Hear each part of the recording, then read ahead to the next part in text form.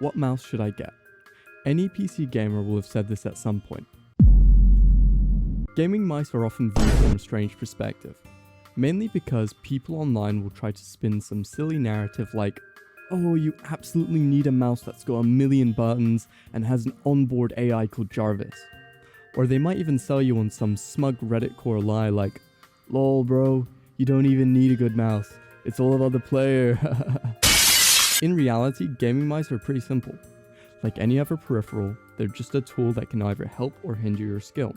What separates a good mouse versus a bad one is how well it lowers the lag between where your brain intends to aim versus where it actually ends up. The more it acts as a block between these two things, the worse it is. We can then create a clear series of priorities to look for. They are 1.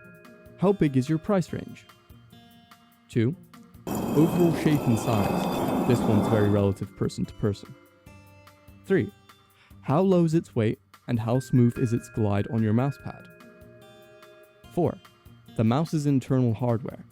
Stuff like how long the battery lasts, is the sensor reliable, do the clicks have a low latency? 5.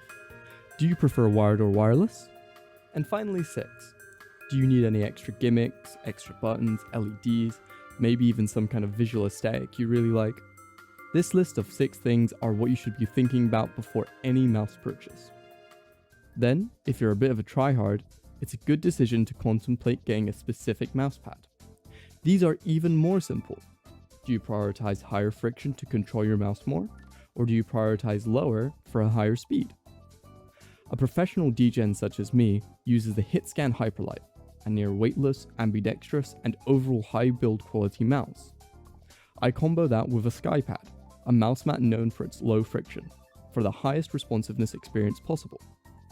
Now those two totaled me around $200, something I'm more than happy to spend, but that's just me. There's plenty of cheaper mice brands out there who have very high quality for the price, going as low as $20 for a solid mouse. In particular, Ajaz, Attack Shark, and the VXE Dragonfly come to mind. Now if you're willing to spend more, there's a number of highly respected brands out there. Endgame Gear, Lamzu, Ninjutsu, Pulsar, Final Mouse, Logitech, and even the newly released freak of nature, the Zero Mouse.